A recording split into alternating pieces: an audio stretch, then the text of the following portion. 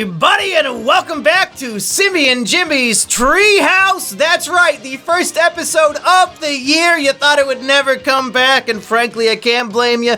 I am Simian Jimmy, joined today by my house guest of many days and many days yet to come, the one and only Keno Corner.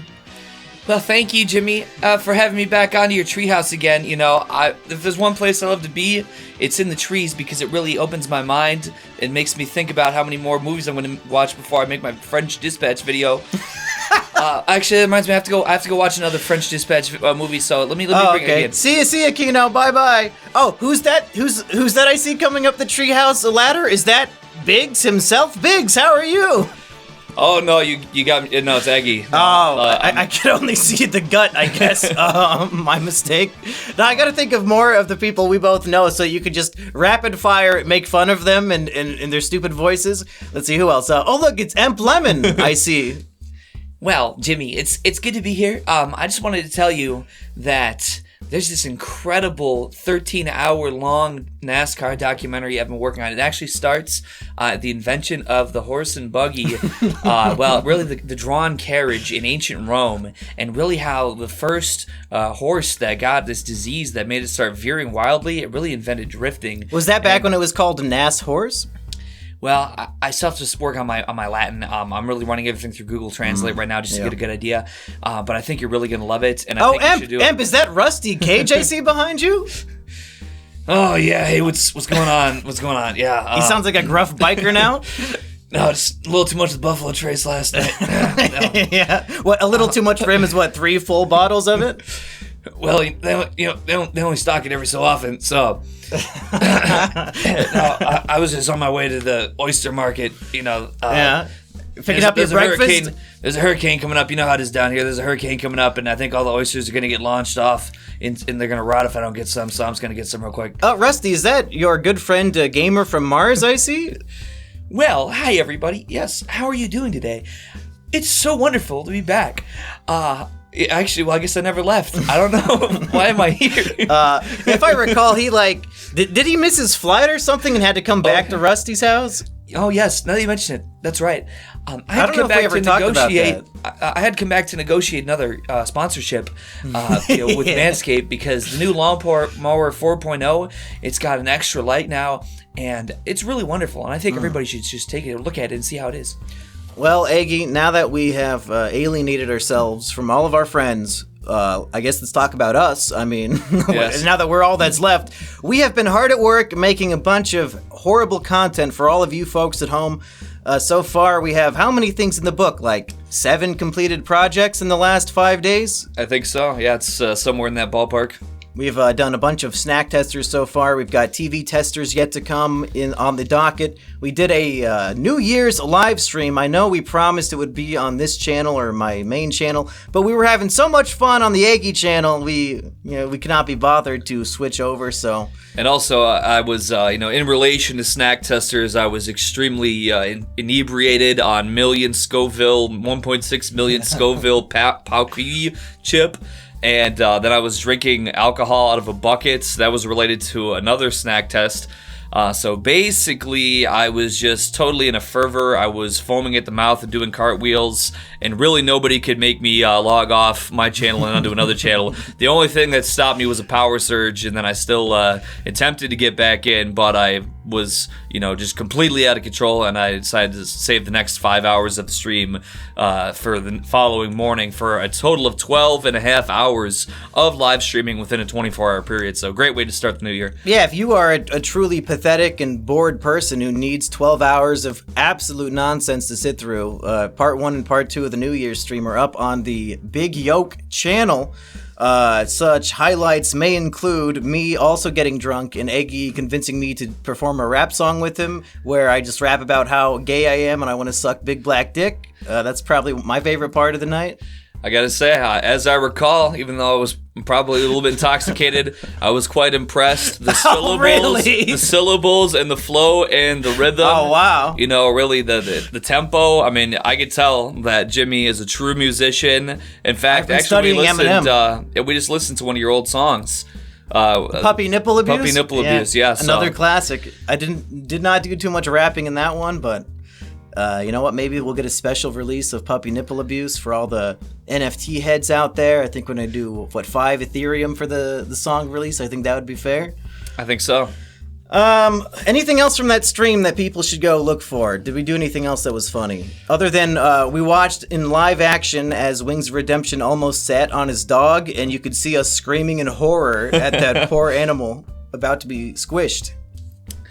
Well, I think there was just good, jolly vibes, if you will, for all the young people out there. That's how they talk.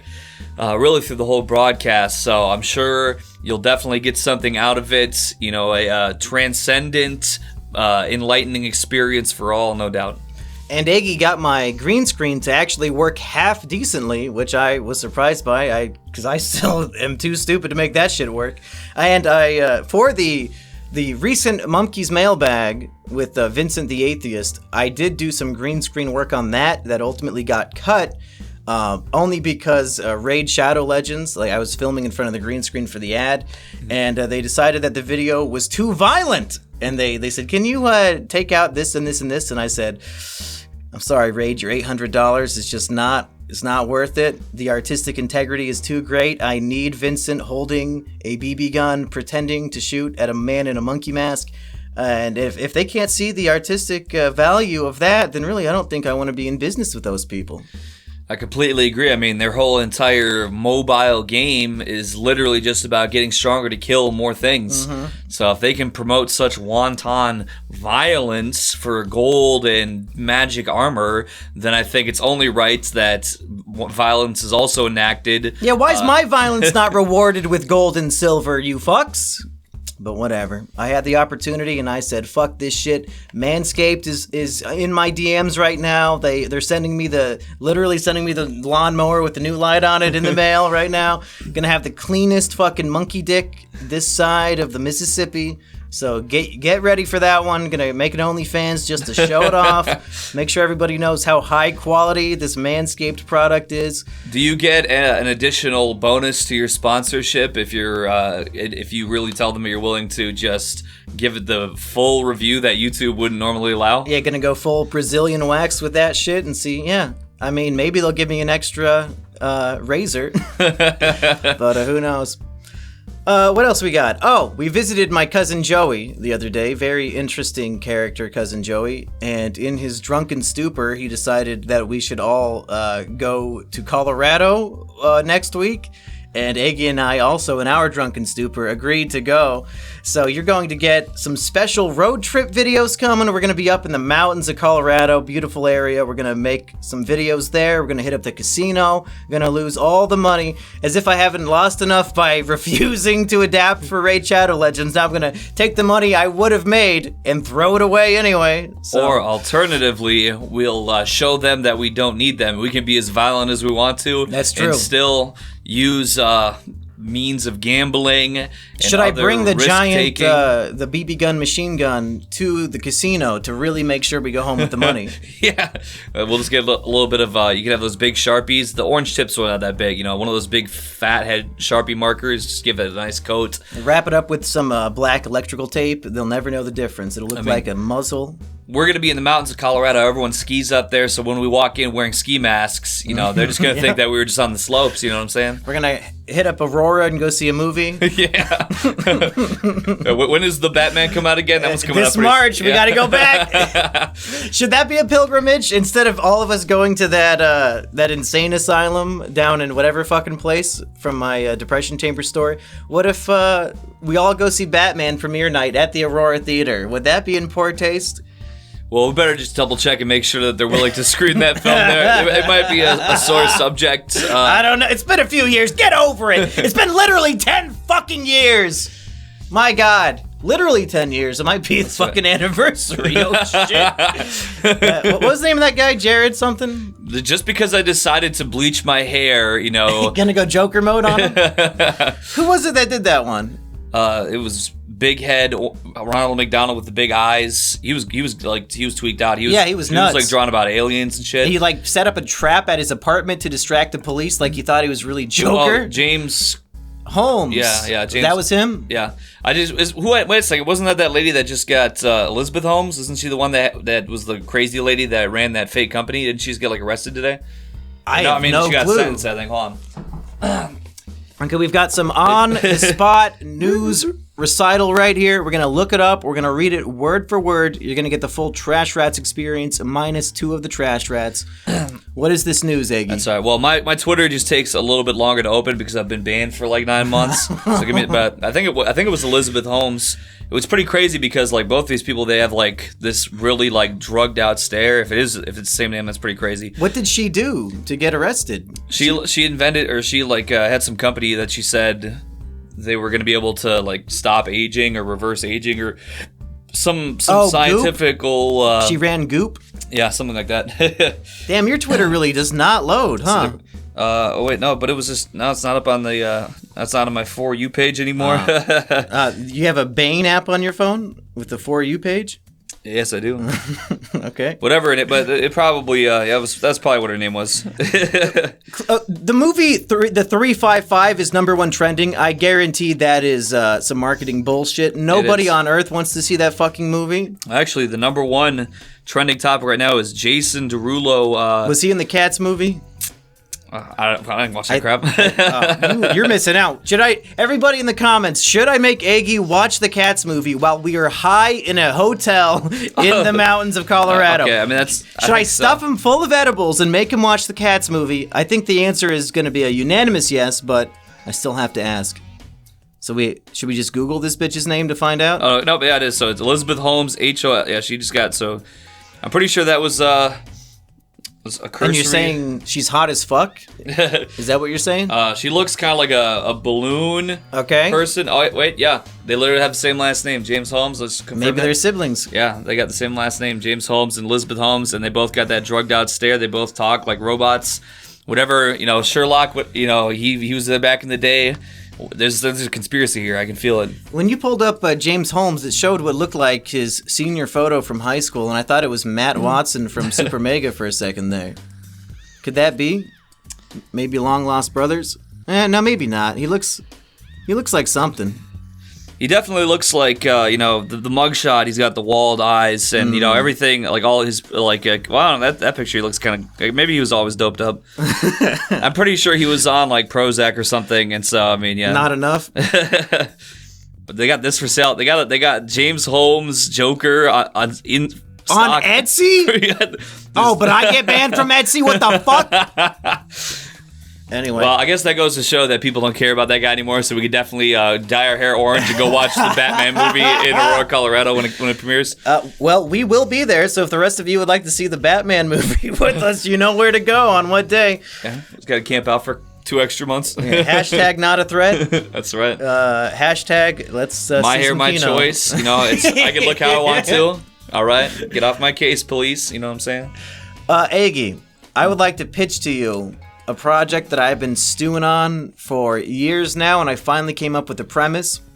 And since it sounds like you and me and Kino might be doing some future collaborations, here's a show that I would like to pitch to you. Now, I know you and Kino and Biggs are hardcore Christ heads. You got the fear of God in you. That's true. Myself, not so much, so maybe there's a little bit of strife. Maybe that's why Biggs is like, you know what, if you're not going to go to church with me, then there's no way I can do a JoJo's Bizarre Adventure podcast. I'm like, well, that's certainly fair, Biggs. But here's my pitch. Okay. We have Vincent the Atheist. Mm-hmm. He's a man who was born in lay wrong generation. He looks around, all he sees are these churches, these mosques, these fucking Jews walking around with their sideburns out. Mm-hmm. And he says, this is not the place for me.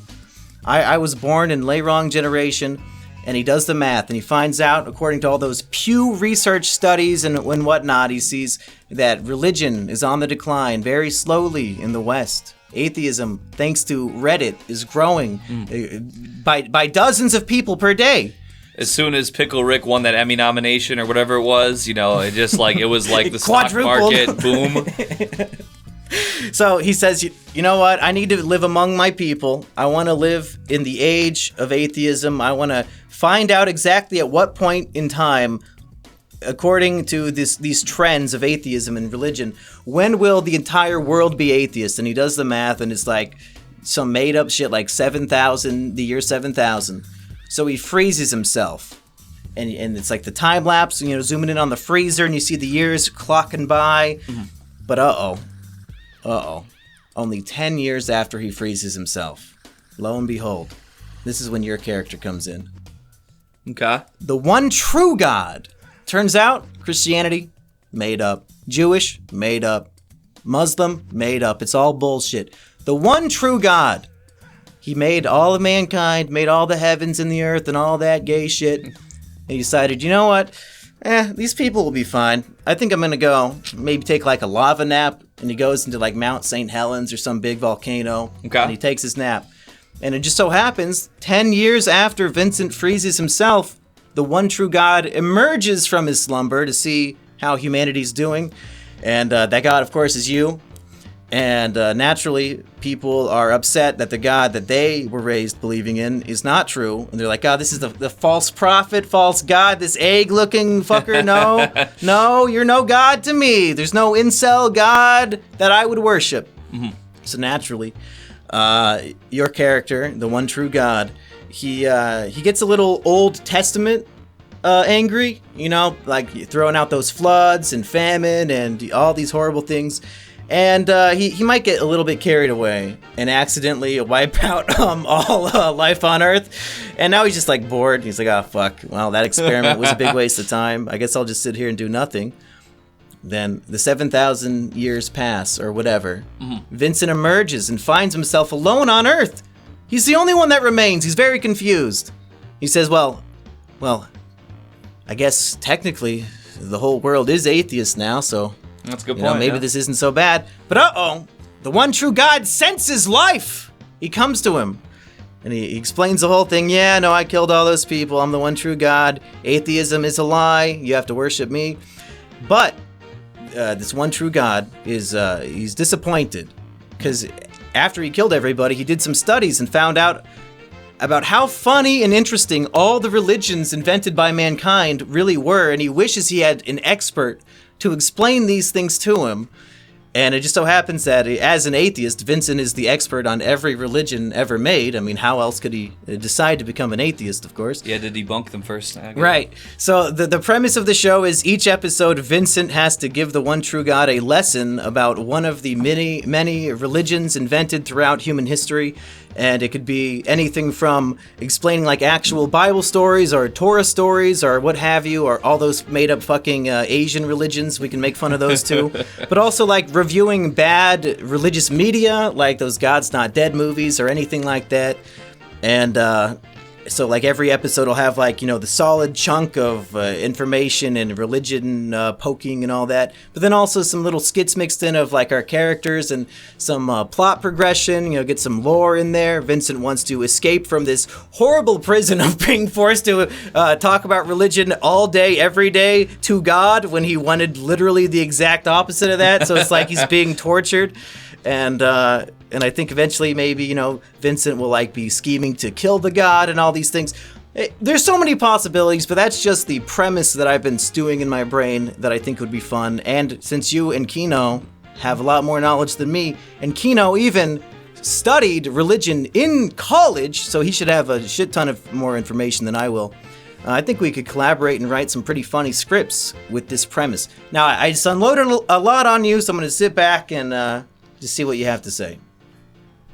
Well, I think that it sounds pretty good. I think the way that we're describing these stories and things too, I may not be a collegiate like Mr. Kino Corner is, but I've over the last year, especially on my live streams, people have often sent me a lot of different religious content, and I've basically been studying sort of in this secondhand manner, just by people sending me things to sending me videos that are essentially teaching studies, or giving me things to do readings of, for donations and stuff like that. So, I'm kind of feeling like I'm tapped in with the energy, and I think it sounds like we could probably make something real good. Now, if you're playing the one true God of the universe, what kind of costume are we thinking? And what kind of voice, what kind of performance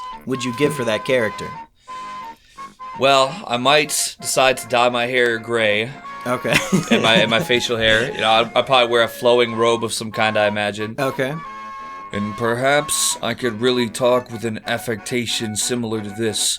Not quite Clint Eastwood, not quite Dirty Harry, but maybe a little bit of that, you know, Morgan Freeman softness in there as well, while I'm also kind of still having my gruff bass.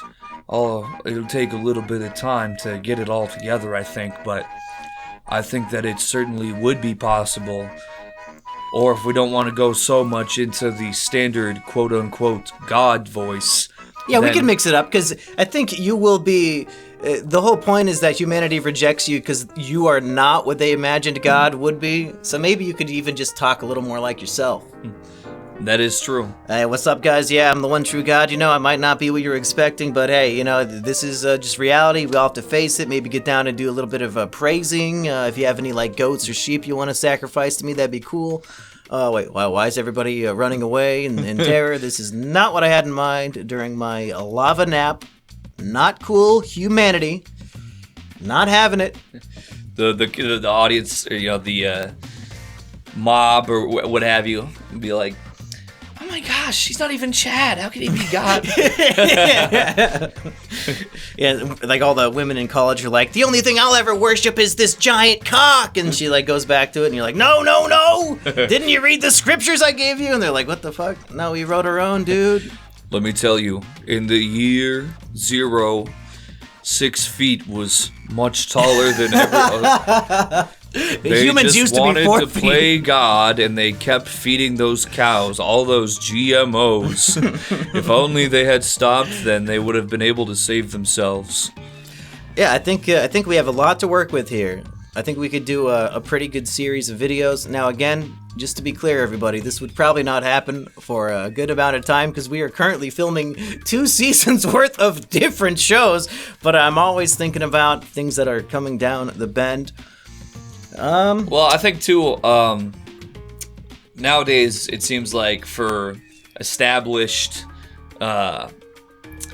creators, I suppose, or studios or whatever that handle religious topics, it's like they don't, they look at their audience and they're like, yeah, these guys are, you know, they're pretty much eraser brain, you know, they got that smooth polish, they got that wheel wax kind of brain tissue going on, so they need all this heavy-handed dialogue, they need this very lowest common denominator writing and presentation, and I think that since we all here are a little more refined with polished taste, you know, but not the smooth brain, you know, the extra bumpy style, I think that we could certainly make better content in that regard. Well, yeah, and who else is making a show about, like, an atheist who is, like, severely biased in favor of all of this being bullshit? Even when he's speaking literally to God, he still believes that he is in the right. So to just have that character be the one presenting every different religious experience and teaching, I mean, I think that's a unique proposition that T.J. Kirk even could not properly perform. I think Vincent is a more refined character than T.J. at this point. I concur, absolutely. Well, do we have anything else about what we've been doing so far, or should we jump into maybe some Patreon questions? Do you want to talk about Rich Alvarez, maybe? Yeah, you know what? I think I was here. Was that the night before? Was that was the 30th? I came here the 30th. We had the New Year's live stream the next day, right? Yeah. So was that first night you put on the stupid Mario Brothers movie? I think it was, yes. Yeah, now, believe me, that's right, because we watched The Matrix, and then we watched the stupid Mario Brothers movie. And we decided the Mario movie was better. It absolutely was. I mean, no doubt about it. Unfortunately, I still ended up falling asleep because I had been on a more early sleep schedule. It's progressively been getting later, you know, over the last handful of days that I've been here. But anyway. I've ruined your schedule and your sobriety and your diet. See, the thing about Rich Alvarez, And in case anybody doesn't remember, about 4 years ago, I made a little documentary on the Monkey Jones channel about a channel I watched as a kid called Rich Alvarez, who made a very popular early internet series like in 2008, 2009 called Stupid Mario Brothers. And I've always retained my fascination for him and his work and his friends. And I could not help but show Eggy some of the highlights. And I think you are perhaps a genuine fan of one or two, maybe songs that he has produced. I know you were playing them on stream without being paid to do so. That's true. And actually, yeah, I think I was just a little bit out of the loop because I think even when I had been visiting a couple months prior, he had come up. But even in the same way how now I'm a certified King Cobra fan, you know, people told me about King Cobra like back in 2018, and I'm like, what, this guy's just sitting in a chair, I don't get it. So I think, you know, I'm one of those people that it takes a little bit for my brain to digest things, but yeah, all of a sudden, you know, the movie was good. I actually enjoyed it for what it was. It was literally better than The Matrix, but I don't know if it's good. Well, it had a particular unironic autism flair, but in a good way. Like I just enjoyed that. But yeah. I did end up, I think, falling asleep before the movie was over because I was tired. And then all of a sudden, yeah, I got back up and you know, we're just hanging out, you know, putting on some YouTube videos to have on. And all of a sudden, this song comes on. Something happened to good video games, and it was so addictive that I immediately had to listen to it like 6 more times. And in fact, it's a parody of Tears for Fears. What's the name of the song? Head Over Heels? Oh, yeah. Yeah. Something. Yeah, it's the original one, Something Happened, now I'm Head Over Heels. This one, Something Happened to Good Video Games. Now, the thing about it is that there's some other songs that I've heard that they'll kind of go over the same thing, that old games are good and new games are crap. And, you know... But he was writing this in, like, 2009, so he's complaining about the Wii? Yeah. It's like Wii He's bowling. complaining about memory cards? But like shit that I have nostalgia for? Right. But that's just the funny thing, is that in its own way, it's held up, and so I was like, oh, the Gamergate 3 anthem. Well, then there was another one. We didn't start the fire, but it's yeah, or whatever it is. But it basically, games are our one desire. Oh yeah, that's right. Games are one desire. No, we didn't make them, but we like to play them. And he's just listing off every old video game that he likes. It's actually good. It is a good list of video games that I remembered from, you know, like the 90s and 2000s that were good games. But in the same vein, I could have, like, you know, it would go really good, I think, with, like, an ironic, like, Giga Chad. You get, like, Gamergate. Like, I could just see it in my mind's eye. So, like, you know, I'm a person who, there will be some media that nobody can see any value in, but I will look at it, I'll watch it, I'll consume it in some way, and I will twist the idea or the premise of this media in my own mind's eye to essentially support whatever I think that it should support. And so it's a whole new version of ironically enjoying something. You are just doing mental gymnastics to reinterpret the meaning of the media? Exactly, yeah. Okay. I think that's why I may have enjoyed, you know, the Clifford movie. That's true, I forgot about that. I just completely, you know, I saw it entirely as, like, this ultra anti-deep state media, and I don't see that it's kind of like those SpongeBob. It's like having a superpower. You can literally enjoy anything. Like, people who complain about something being shitty, you're like, I don't see where you're coming from. I thought that was propaganda about how all communists should be killed in the streets, so I don't know why you didn't like that. Yeah, you know, there's probably somewhere that fits. That's probably some show. You know, Ed, and Eddie, you know... Well, Ed, and Eddie you can enjoy on surface level. That's just genuinely good. That's true, yeah. Yeah. It's no Clifford the Big Red Dog movie. I see, I'm so old now, I don't even know. I couldn't even tell you what cartoons have come out in the last 10 years that I could be like, and now they're all these, you know, these Flash... Yeah, what the hell is...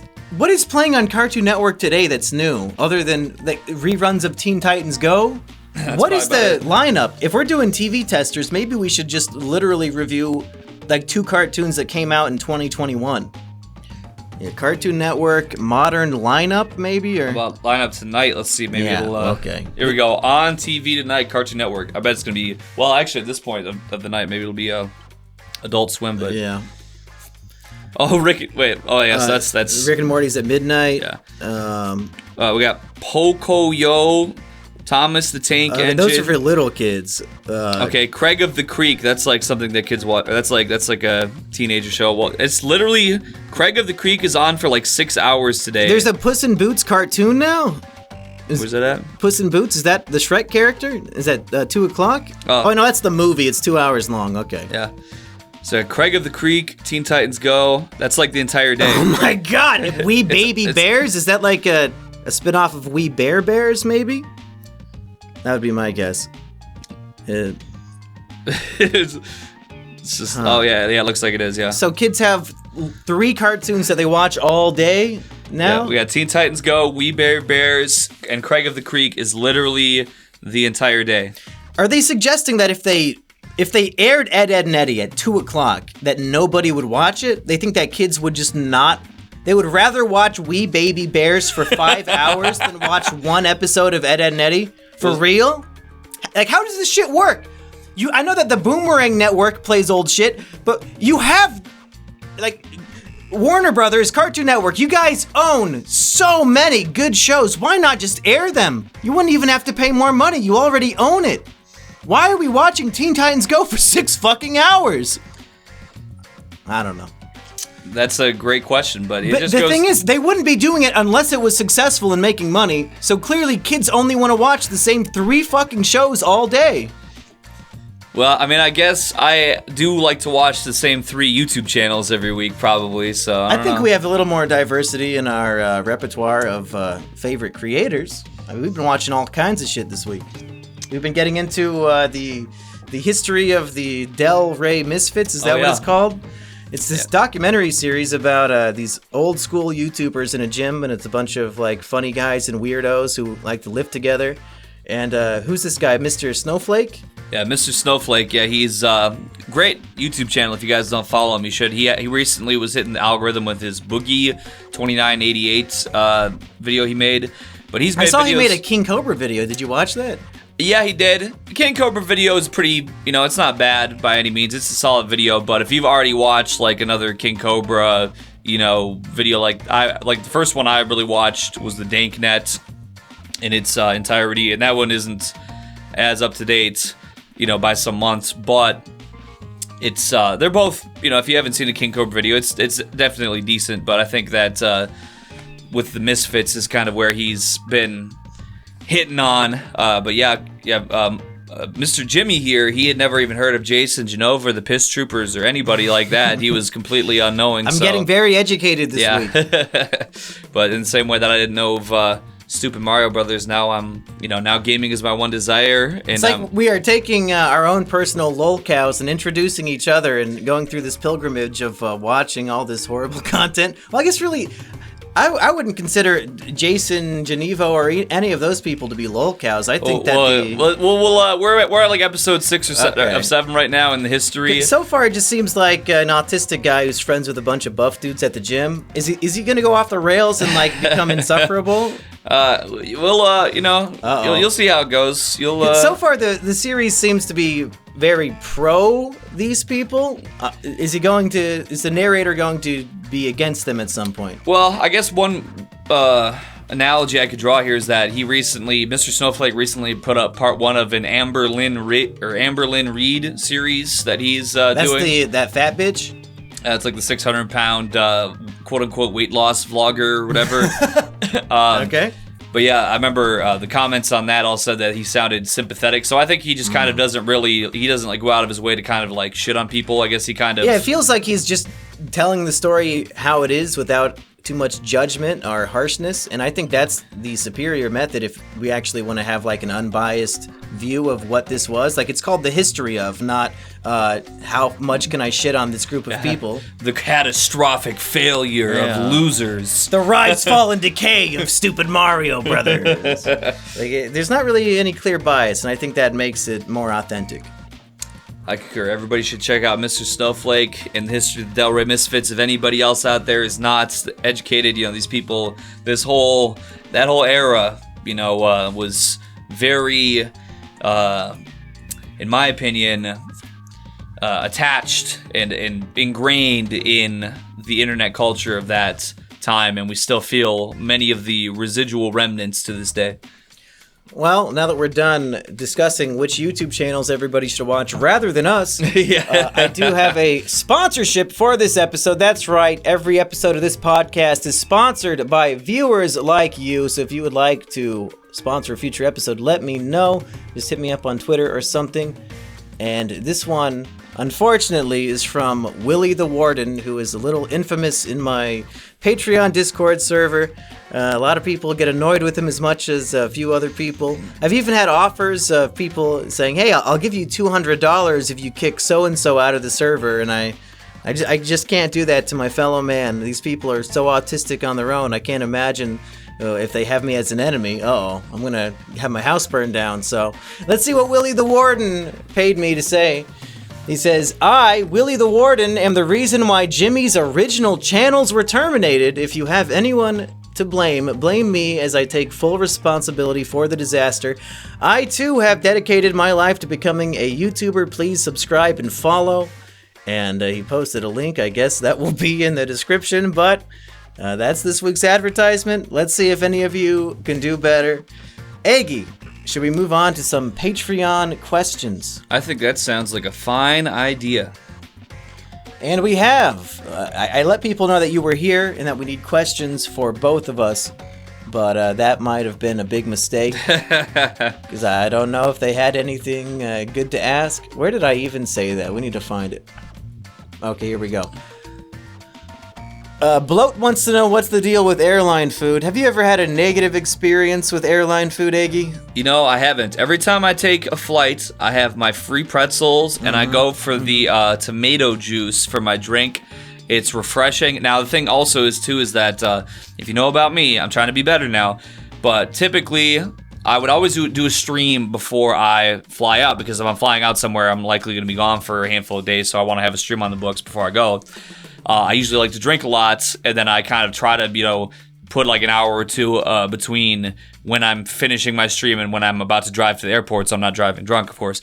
But I tell you, get on that plane, you're kind of a little bit dehydrated from the drinking from the night before, and that tomato juice, it'll get you right. It's got vitamins and minerals, not like a Coke or whatever else they give you. But I mean, really, otherwise you're paying like $10 for like the air. I guess it's just as bad as any other prison food or school food or whatever. I think they get it all from the same crappy manufacturing company. So, we should do better. But was there a story that like American Airlines offered one less olive in their meals and they saved like $100,000 in a year? Do you remember anything like that? Or did I make that up? I mean, I believe it. I will just say this too, like over the last year, I probably flew like 20 times. I don't fly first class, but during COVID? Oh yeah. Fuck that! It's the worst time in history to fucking fly. Well, it was pretty shitty. I'm not gonna lie. Oh my god! But I just want to say, actually, this is actually a good way to frame it, because there's stories I've heard where people say, "Well, I will get something to eat on the flight just so that way I can have my mask off the most amount of time." And yeah, all the isn't that flights interesting? that I took. It's interesting that the COVID can't get you if you're eating. I know, right? So helpful. It's true. But all these flights that I took over the last year, pretty much since I was flying December last year. Well, I was even flying last year during the situation, but whatever, it doesn't matter. I never saw anybody order anything to eat on a flight ever, not at any point. Because you could also bring like your own granola bar on a flight. Anything you buy in the airport you can take with you. I've seen people with full-on Chick-fil-A sandwiches and shit. Yeah, I had my Five Guys. I was in Washington D.C. and I had Five Guys, and I only remember because the receipt was order 66. So I was walking around like, order 66, Washington D.C. Five Guys, order 66. But anyway, now if you're combining the cost of Five Guys with the cost of airport food, was that a $24 cheeseburger? It was probably like $15 for a cheeseburger, something like that. But Five Guys, you guys figure your shit out. I was trying to like chow down. I'm standing in front of the, it's last call for boarding. I'm sitting there like trying to stuff the last pieces of cheeseburger. You didn't know you could take throat. it on the plane with you? And I'm just like telling the lady, I'm like, hold up. I'm getting out just 1 second. She's like, oh no, you can have that on the flight with you. So I wrapped it up in the wrapper plus like an extra napkin, and I put it in my backpack, which is, I didn't pack anything besides the backpack. And I think I was going to Rhode Island, and I went. And by the time I got off the flight, got to my hotel, I put the cheeseburger from the airport in my hotel Oh, you refrigerator. didn't eat it on the flight? No, I ate it for breakfast the next morning. There you go. So basically, you know what? Airline food sucks, but go get you a cheeseburger from Five Guys and take it on a plane with you, and you'll be good to after go. you win the lottery, go buy a fucking airport Five Guys burger. I'm partial to the Biscoff cookies that they give on flights. I think every time I fly down to Rusty's, I get one of those.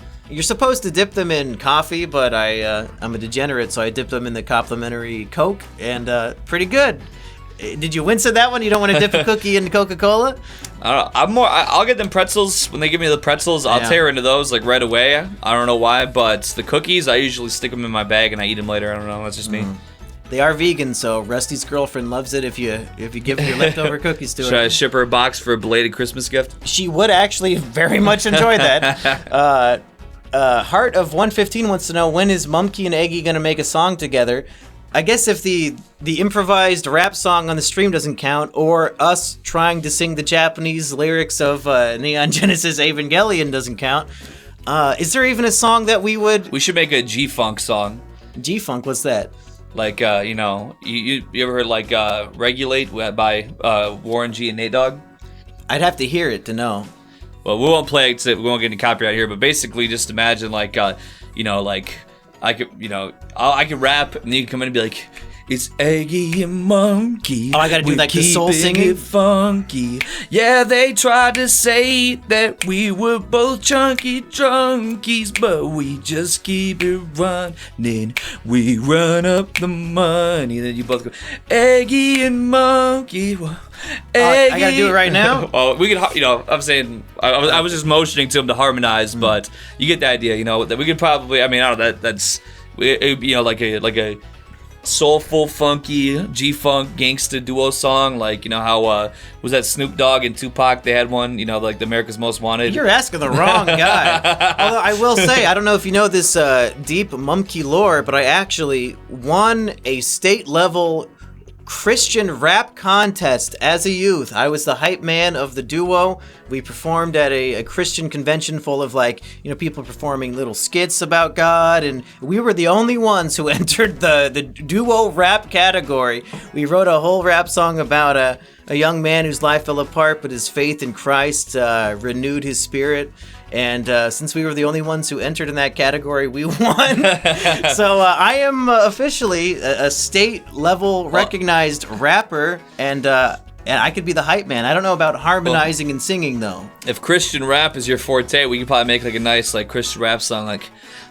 Oh, do you want to hear the chorus of mine? All right, yeah. Okay, here we go. Jesus the one turned a fish into a ton, turned water into wine, and he also healed the blind by just spitting in the dirt. He could make blind eyes work. And then I, as the hype man, would yell, if you got a problem, he could do a miracle for you. How's that? Is that some real Keno? I think so. Christian rap I think Keno? we could work with that. You know, I think we should remaster that for sure. When I was on Doug Tenapple's show before he got banned from YouTube, he's also a very religious man, and I performed that for him as well. I think he's going to include it in the new Earthworm Jim cartoon. He said he was a big fan. Oh, nice. So yeah, we're gonna do a song soon, and Eggy thinks I should sing in it, so do not listen to the song. Well, I know how to, you know, I could, you know, I'm an audio engineer, you know, I could, you know, give it a good old, you know, little polish, and if it needs it. Can you do it in Audacity, and could we include it in this podcast, or should we save it for later? Well, it would probably be a little bit later on because I have my own particular, like, customized Audacity setup that I'm not handy with at this moment, but sometime soon though. What should we write a song about? Should we do an unironic Christian rap song, and I'll just sell out all my principles to make that hard cheddar? Well, we could, or I'm sure we'll, you know, we'll ponder it. But I think that the soil is ready to receive our gift. These holy grounds. Yeah, that's right, and have it blossom into a beautiful flower. The most generic fucking church, coffee shop name you could come up with. Holy Grounds. I've seen it in 10 different fucking places. Where's the originality? That's my question. Pastor wants to know, how many days could we last stuck in a room together? Well, we're about 4 days in so far, and I think we're going strong. Yeah, we're both pretty laid back, easygoing people. You're more, you know, organized and clean than I am, True. so I don't produce enough filth just existing to overwhelm any natural balance of the household here. And if people out there think that we are some dirty degenerates, I'll have you know, we've both bathed every single day this week. Okay, I'm just as surprised as you are. So if anybody in the comments is posting shit like, oh, imagine the stench, I'll have you know, we smell like tactical soap. All the hormones and the pheromones in the women, they're going fucking crazy every time we hit up the bar. So, don't you dare fucking worry about imagining the stench, you motherfuckers. Listen, go log into my email, see where my GPS has been at. You can go to every single place there. They'll be like... There's a snail trail from all the flowing pussy juice when they could smell you. They said, that fat homeless guy smells good. And I was like, yeah. And you're like, that's right. I'm one of the few fat homeless people. Somehow I found a way. That's right. I just believed myself. Toot wants to know, can Eggy and Mumkey play Luffy and Zoro in Mumk Piece? So a long time ago, me and Asperger did a Naruto live-action parody. Okay. And I guess Toot wants us to do a One Piece one with, the way she worded it, it sounds like you would be playing the main character Luffy, not Luffy, and I would be playing Zoro, not Zolo. I don't know if my teeth can handle holding a sword between them. I think I might chip a tooth. I think that was just probably... I mean, you have to be Luffy. I think I'm about as tall as him. I think he's like 5'5" in the story. So I think I have Zoro's hairline, so I think that makes sense. Right? And his height, yeah, and his muscles, and his Chadley demeanor, and his Conqueror's hockey. Well, listen, if we're talking about holding a sword, last year, October 2020, during a live stream, I shattered a cell phone by biting on it because I was, somebody might say, tweaking. Off. So you've been training for this. Your jaw is ready to just clench down on something heavy. It's true. Once I stopped working retail and I stopped touching receipt paper, my jaw strength became a lot more good. So wait, what's the correlation there? Well, if you touch receipt paper, it increases your estrogen levels. Is that true? Mm-hmm. Yep, it's on our right. Yeah, it's because they're coated in BPA. I mean, Eggy is so anti whatever the fuck that he buys eggs that specifically are soy free. So this man will not let any female chemicals anywhere near his body. I respect him for it. Personally, I found the eggs to be a bit rubbery. I might have cooked them wrong. Maybe I need to eat it your way. We should talk about eggs. We both make eggs in very unique ways. Can you explain your process in case anybody wants to be on the literal eggy diet? Yeah, so as I've been getting back into being healthier again, I've been going on the raw egg diet. So the way that I do it is... Should we do this for snack testers? Like for the eggy recipe, should we just do like your crazy egg operation? Like just film it tomorrow morning for breakfast? Yeah, we can do that. Okay, but let's explain it. So, I have a particular method. I go ahead and I'll set out my dozen eggs, a bowl, and a glass with a little bit of milk in it. And I just go ahead and I crack each egg and I open the shell. I let the whites of the egg fall into the bowl. And then I will use the shell pieces and kind of have it go back and forth. This operation takes half a fucking hour just to make eggs. Well, it just depends. It's all relative because, once you get into this, you start to realize there's a lot of variables to every single egg. So they have different shell density. The egg white is different from egg to egg. It's all relative to the diet of the chicken, which is why I spring in this situation. For like baking or something, I don't think it's important. You can get a 99-cent or $1.50 eggs or whatever, but I get the fancy. The chickens get massages. They don't eat any soy. They massage the soy right out of them. That's right. But anyways, so I just basically use those shell fragments to kind of put the yolk back and forth, ping pong it until the egg white has been fully separated, or a fair amount anyway, like 95%. And then I drop the yolk into the glass of milk.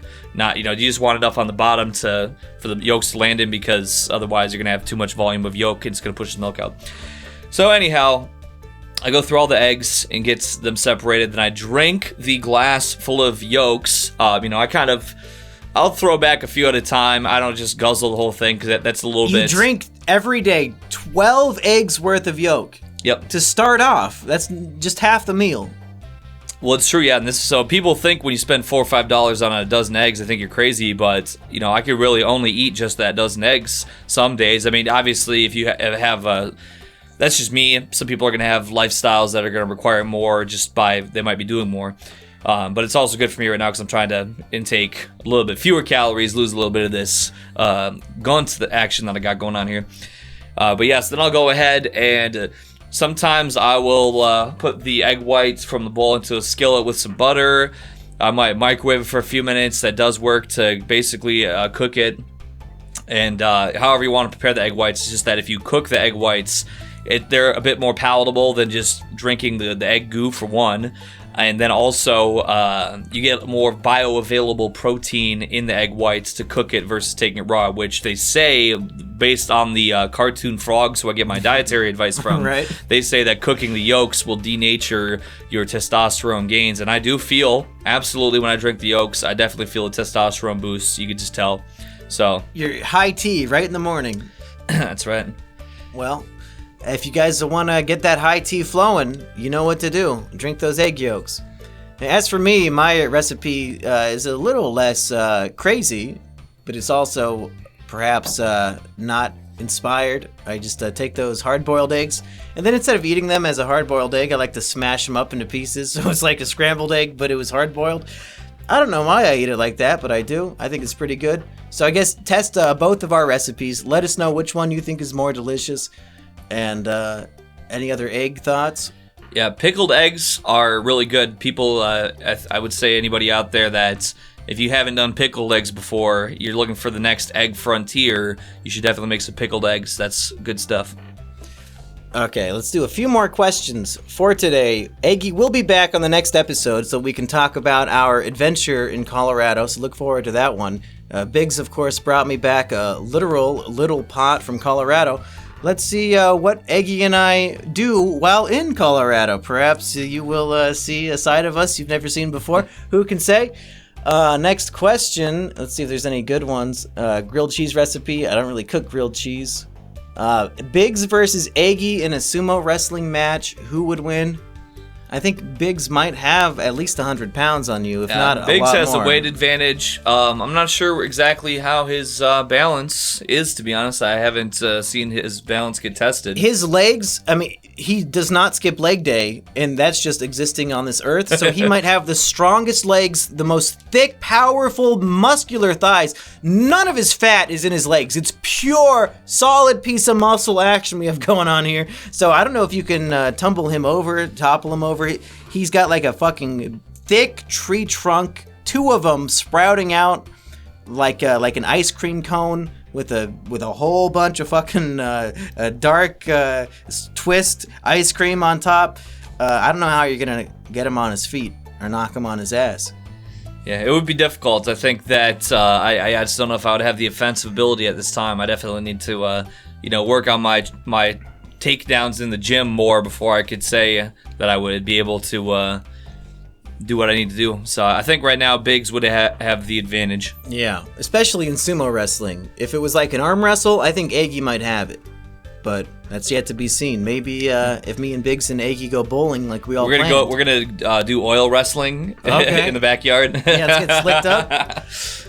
So if Eggy and Biggs do arm wrestle, I will give the results on an episode of this podcast.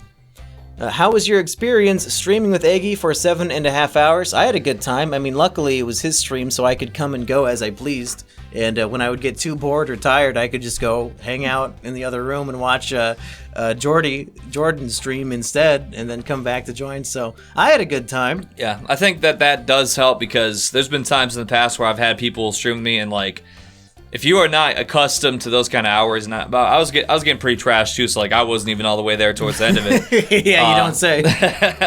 But I mean, yeah, it's pretty. It gets to be a bit. It weighs on you a little bit. It's like like if you're really gonna just be in the same room for 8 hours while I'm streaming, and you're not used to that, it's just kind of like. It'll drive you crazy probably, so it's good to have, be able to come and go a little bit and kind of take a breather from the light for a bit. And with that being said, I think I might push myself to the limit and do another 24-hour stream at some point in the first quarter of the year. It's been maybe 3 years since my last 24-hour stream, but I had a lot of fun doing that. And if Biggs just did one, last year, I think it's about my turn to do one. So if you want to see me completely lose it, tune into that. Maybe I'll have you call in on Discord to help me out from time to time with your expertise. That sounds like a good idea. Iori says, get in touch with Crazy Locks. He seems like an intellectual podcast guest. Do you know who Crazy Locks is? Yeah, he was the guy that we watched the YouTube videos of. Which ones? The man who was like the Justin Wang's cousin. Remember him?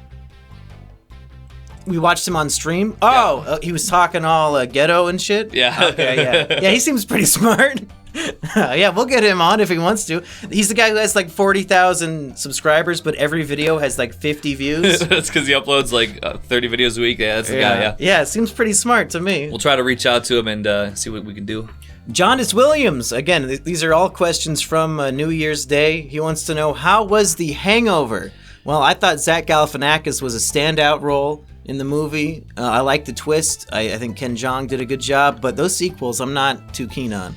Yeah, I really feel like it was cash grab and just sort of and really trying to fan service. You know what I just fucking realized?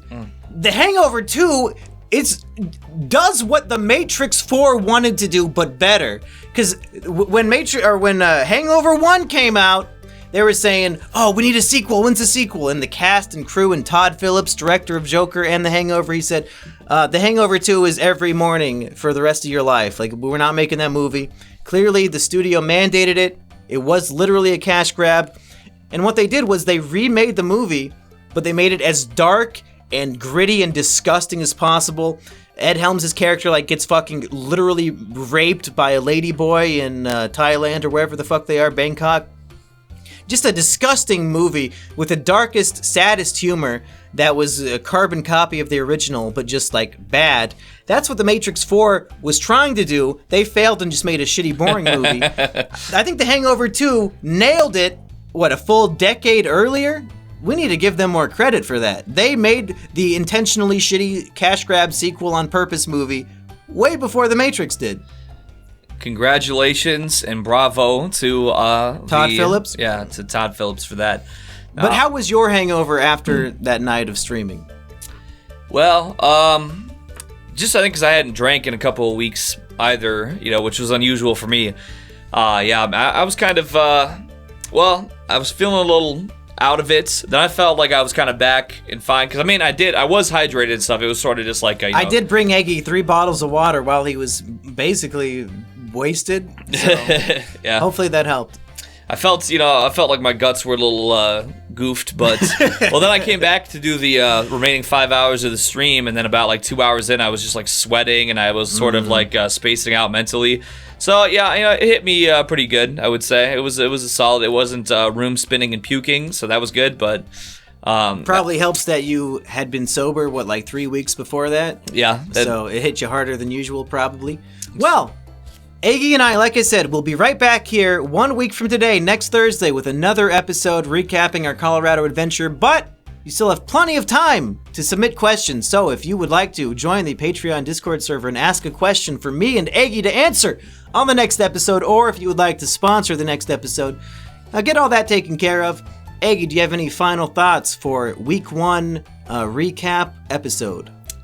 Well, actually, yes. I'm going to commandeer real quick because I see 3 questions that I can answer in probably about 1 minute total. Okay. And so I'm going to get these questions and answers out so we're not backed up here. Major D says, Eggy, do you believe your old Take the Black Pill video is still relevant? I personally think it's more relevant now than in 2015. Yes, absolutely. Basically, the central theme of the video is like, society's kind of crumbling, and that kind of sucks. Oh, yeah, and it all came true. You were really a prophet. As it turns out, things haven't been doing too hot as far as the non-crumbling of society. Astral Aegis Slash says, Eggy, what is your favorite dish that requires eggs to make? I think we might have covered that. It is really good. It's probably the most nutritious thing, but, I'm actually a big omelet head, I tell you. I really enjoy an omelet with toast as far as just the pleasant experience of eating, but so many things require eggs. I'll just, What kind of omelet do you make? You like a bacon, sausage omelet, or just straight up eggs? I like to make a Denver omelet. I should have a Denver omelet when I'm in Denver. We should, yeah. Yeah, that's a good idea. What goes on a Denver omelet? You got like your ham, cheese, and diced peppers and onions. Okay. I might join you. I'm not a big omelet guy, but if we're in Denver and you're eating a Denver omelet, I have to join you. I think it's only right. And that'll be a good hangover breakfast because we're going to get fucking blasted with Cousin Joey. Yes, sir. And lastly, Kevin Nito says, Eggy, can you put the spiciest sauce Mumkey has into your vape pen and take a fat hit? Well, I didn't bring my vape for one. Also, that would be that million Scoville Pepper X. Which we used in a Snack Testers video, so if you want to see... And it turned out pretty good, actually. So if you put it in a whole pot of something, hey, it turns out it spaces it out enough. But I absolutely would not do that. But thank you for this recommendation anyway. After we did the Packy One Chip Challenge, I think Eggy might be a little spiced out for the time being. I was fearful he would have to go to the hospital with the well, you guys will see. I have Emp Lemon's girlfriend editing that video right now, so that will be the first of Snack Testers to come back for, I guess, I don't know if this is season 2 or season 3 or just a reboot or what the fuck, but that'll be out hopefully soon. So everybody, again, thanks for listening. Check out all those links in the description. Eggy, what can they expect to see from you on social media? Well, I do hope to get some more music out soon. I haven't really released any music officially in months, but I have probably at least an entire album's worth of unreleased material, and I was going to be working on another album, because I'm going to be playing a show coming up in, I think, March or April in Pennsylvania, and so I want to have some new material for that. Which is really is not a good idea, to be honest, because when I performed last year in Tampa, I performed 6 unreleased songs, and I probably have never put those anywhere. And I had trouble remembering the lyrics for one, because I'm like, I've never really performed these, and nobody in the audience knew what I was even playing because it was all unreleased. So you could just make shit up, and they would think it's the actual song. I have done that before, actually. Shout out to Oregon. Yeah, I did a performance in September in Oregon for an event. And I was literally writing the lyrics as I walked onto stage. But it all turned out really good, so yeah, it was good stuff. Are audiences usually excited to hear brand new material? Don't they want to hear all the classics and the hits when they're at the show? Well, I mean, that's true with me, but at the same time, I really just have, as far as the real hits that were doing 50K to 100K on YouTube before they, got mysteriously Susanized. Yep. They're all kind of, they were the more intense songs. So, and I like to perform a variety of stuff. So, I usually get those in there, usually towards the end of the set to kind of close it off on a high note. But, I like to do what I'm feeling. So, well, folks, you'll see what we're feeling up on a Rocky Mountain High coming up soon, and the podcast to boot. So, see you next time, folks. Peace.